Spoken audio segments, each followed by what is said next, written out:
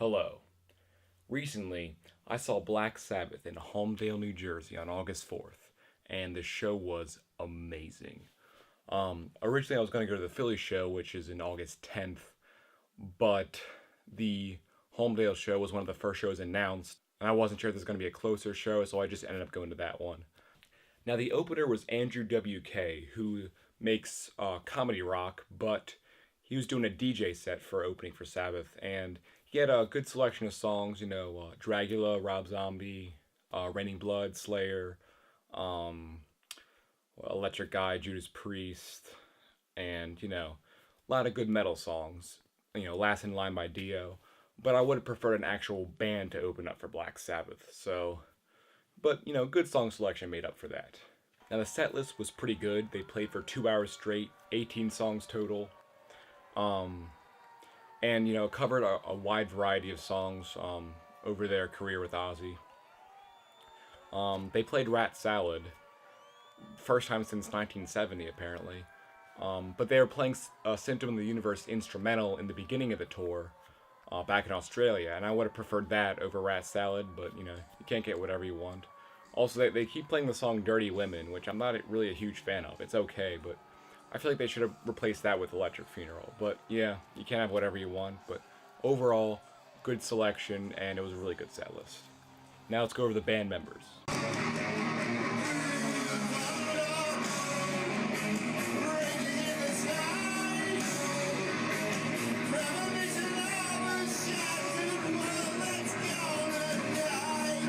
Ozzy.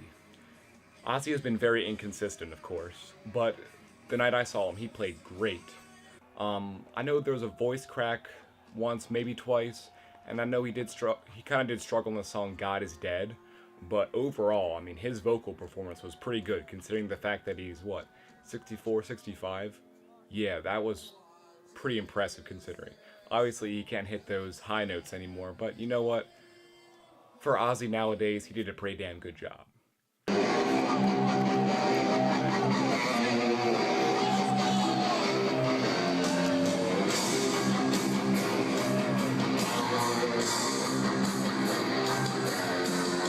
Tony Iommi. Tony Iommi is Tony Iommi. He basically sounds the same as he's did since 1970. And I mean, for a guy who's recently had cancer, he didn't look like it at all. He just looked like how he was, a few years ago playing with Heaven and Hell, Great stuff.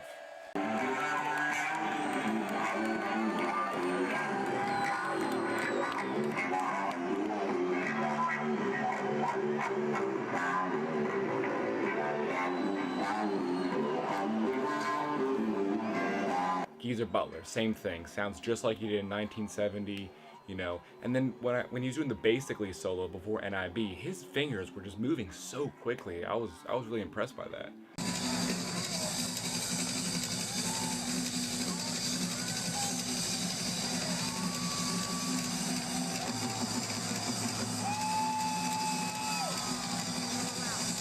Tommy Clufetos, who was Ozzy's drummer, but he's filling in for Bill Ward. Obviously, he's no Bill Ward, but he did a pretty damn good job filling in Bill Ward's shoes. Especially that drum solo he did was pretty intense, it was great, a little variety, a little break from, typical Sabbath stuff. It was also cool because during certain songs they actually had music videos playing on the screens behind the band. Like for Fairies Wear Boots, they had, I guess what it looked like was like strippers kind of dressed like fairies. I guess they were going off that other title, Jack the Stripper, that it has. And then Behind the Wall Sleep had an interesting video. Just sort of a montage of different, videos of nature and sort of gothic stuff. It was interesting what they did with that. And another weird thing is there was a shadow of sort of the wires in the speaker system on the side of the stage. And actually, the funny thing is, it looked like half of Tony Iommi's face, which was very strange, but it was really cool. There was some moshing during the show. During Children of the Grave, which is the last song, and then Paranoid for the encore. There was a little bit of moshing, and I participated a bit. And there was a lot of people. There was thousands of people there. It was really packed. I had lawn seats, so I didn't have the best ideal I didn't have the ideal, spot, but I saw the band pretty well, and I was pretty close to the edge of where I could be. But overall, it was a great show. Really glad I saw my favorite band of all time, and hopefully I can see them again at some point. But who knows what's gonna happen with Black Sabbath now? Because they're getting up there, mid 60s, man. But we'll see.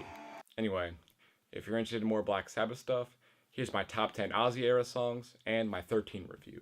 This is the Pop Culture Deviant, and I'll see you.